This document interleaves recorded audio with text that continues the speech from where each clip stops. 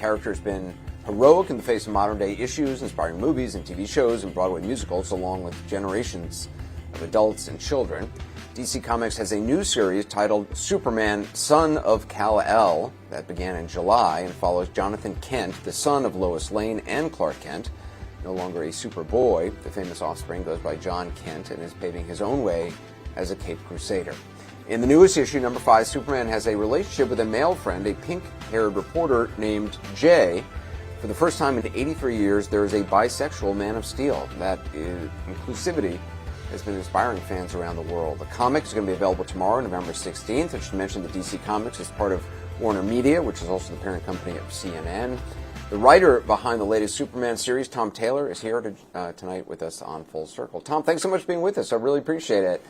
I should point out, by the way, that as a kid, I sold comics at a convention at the Commodore Hotel long ago, and I was a big DC fan. I was a big Jack Kirby fan.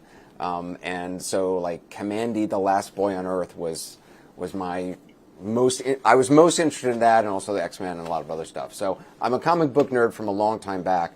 You told my producer that Superman has been your hero since as soon as you could walk. Talk about how you got involved in writing this latest series. Yeah, absolutely. Look, Superman, I grew up with Superman. I was born the same year the Christopher Reeve movie came out, so for me it was a really big thing. I believed a man could fly at a very early age. And yeah, getting that call in late 2019 to ask if I wanted to be the writer of the next Superman was about as big as you can imagine. I mean, I'm Australian. This is not something that's supposed to happen to an Australian kid growing up in Melbourne to be offered to write the next chapter and the next Superman. So how does it work? I mean, when you're asked to write this, is it your idea? Is it the company's idea? How does that come about? I mean, who proposed Usually they come to a writer because they like something we have to offer. They like our voice, they like our storytelling, and they think that we can offer something unique. So it was a matter of me then pitching them an idea. And this idea, and what I went back to was, what does a new Superman, what should that represent today? And so I actually went all the way back to the 1938 comics. I looked at that first issue, and Superman was a really radical figure. I think people forget that.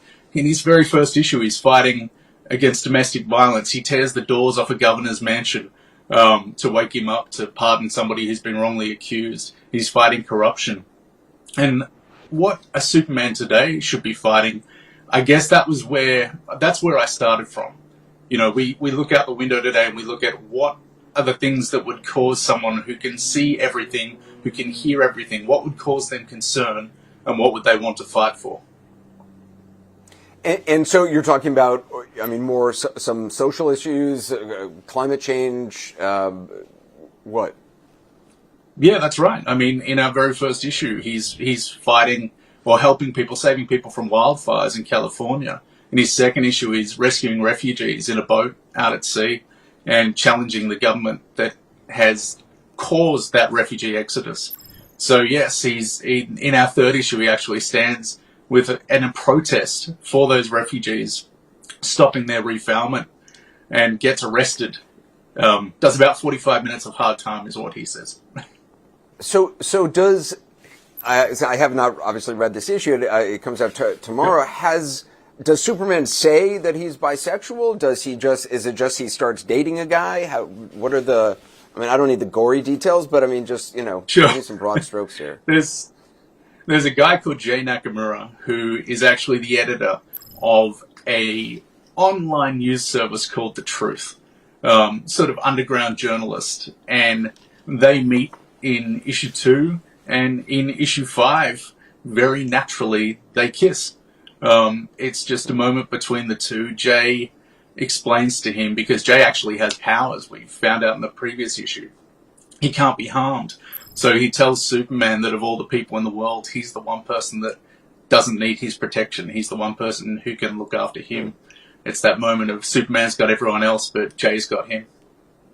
Now that's interesting. That's kind of an interesting idea. That Superman's like exhausted, caring for everybody else, and this is the one person he doesn't need to sort of protect in that way, and therefore it's a perfect match.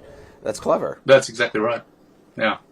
So, And I assume Jay is going to be returning for other issues as well?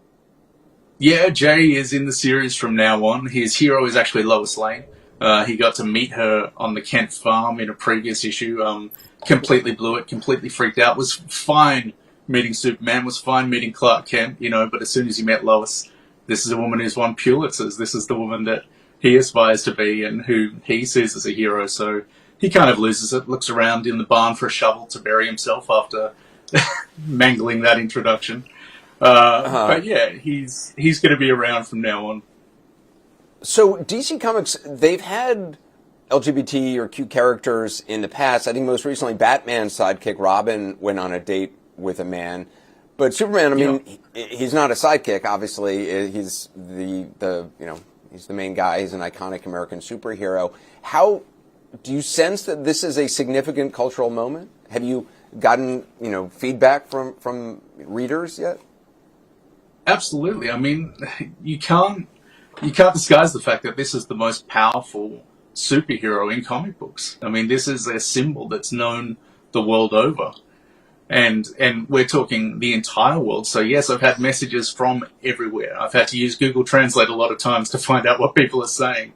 But it has been overwhelmingly positive. This moment for so many people, I had messages from people who burst into tears when they read the news. I had messages telling me that they read that news and they came out that day. They said Superman, who'd been their hero, they never thought they'd be able to see themselves in the Man of Steel, and something about this moment gave them the strength to come out. And we're not just talking young people. I've had people in their 30s, in their 40s who've come out off the back of this news. And I mean, I think Superman is a very inspirational figure.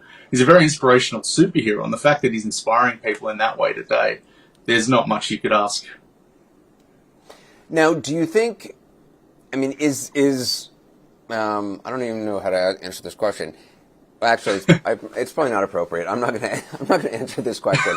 But no, he doesn't wear underpants on the outside. If that's what you were going to ask. No underpants, just a belt. Do people ask? Is that what people ask? Really? That's interesting. That hadn't even crossed my mind. There are those though who are certainly going to be offended by this, or say you're politicizing comic books, that this is political correctness, and you're messing with an iconic American character. Sure. Look, to those people, this is not Clark Kent. This is not Superman. There's always this sort of cry from people whenever they say we're politicizing something. They're saying, why don't you create a new character? Well, John Kent is a new character. He's only been around for 5 or 6 years. So him being bisexual makes a lot of sense for him. He hasn't explored any real relationships before now. And to anyone who has an issue with a bisexual Superman or anyone bisexual in comics, comics need to reflect the real world. I've always said that everyone deserves heroes and everybody needs to see themselves in their heroes. And I think, having Superman represent that is so powerful. Yeah. So, pardon my ignorance on this, but where is Clark Kent? Where in the universe is the original Superman? Is he still around? That's a very good question. Where in the universe is Superman? So Clark is actually off about to do something called a world war. So he's off rescuing and fighting for refugees on a whole other world, and will be there for some time. And okay, so he's away, but he's the father of this Superman? He is the father. So Clark and Lois are the father and mother of John Kent. And do we know how Clark is away, John is the new Superman. Right.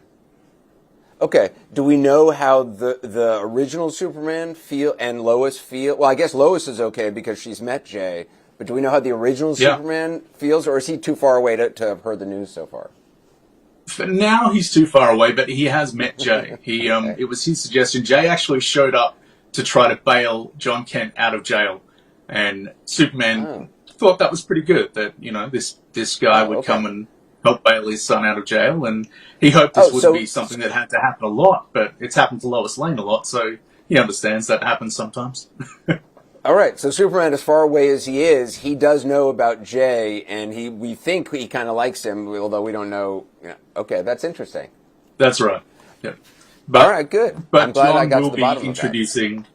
Yeah, John will be introducing Jay to Lois in a later issue as his boyfriend. Oh, really? Okay, wow.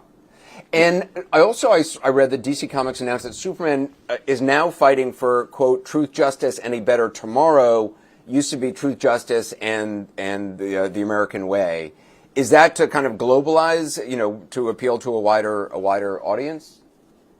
Look, that American way motto has only been around for very small amounts of time. It actually came about during the radio play. So in the very first issues, he fought for the oppressed. That was actually in his motto. He's fought for various things. The truth and justice has usually stayed there. John Kent fights for truth, justice, and a better world. And yes, that is looking global, because this is a kid who can go to the moon and see the entire globe. So yes, a better world is what he's fighting for, and a better tomorrow. Yeah, is Superman just curious, or is this? I mean, this is print. This is in print. Sorry, yeah, this is in print. I mean, he kisses a guy and he likes it. To paraphrase the song. And look, they're going to be a real support for each other moving forward, and this is part of his identity. He doesn't actually have a secret identity. Everyone knows who John Kent is, and this is going to be another part of his identity.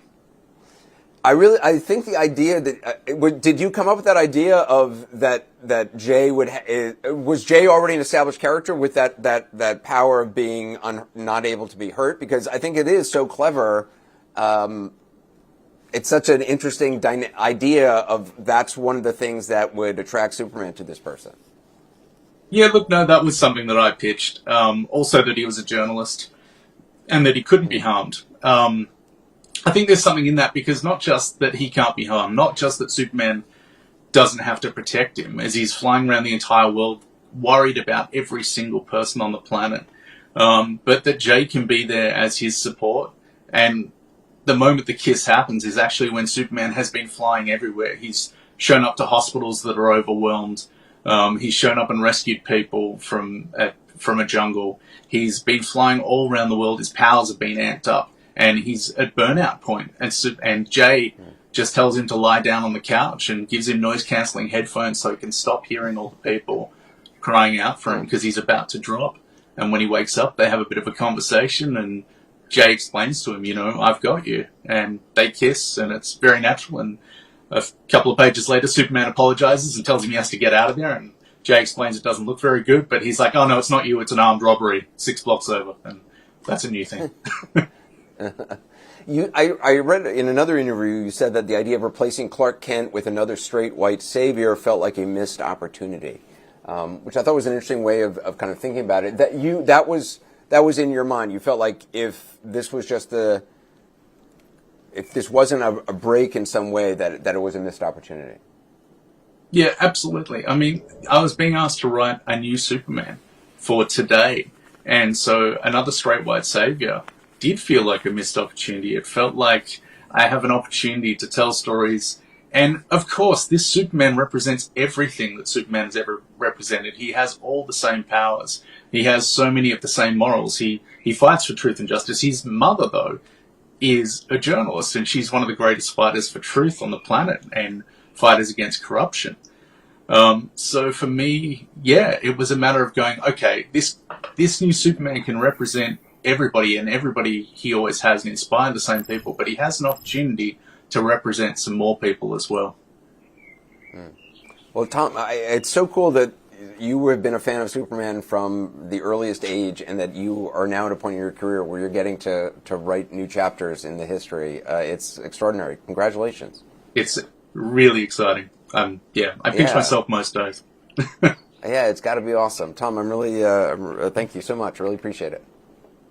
Thank you so much. And can I just quickly add, if you are heading to the stores today, I've heard we've sold out already, but please, if you're going to the comic stores, pick up other comic books, because comics, for me, are the single greatest storytelling medium on the planet, and you should get into them. Thanks. I'll second that. Tom, thanks a lot. Wish you the best. I want to move on now to our Ask Anderson Almost Anything segment. Take care, Tom. How did you become so compassionate?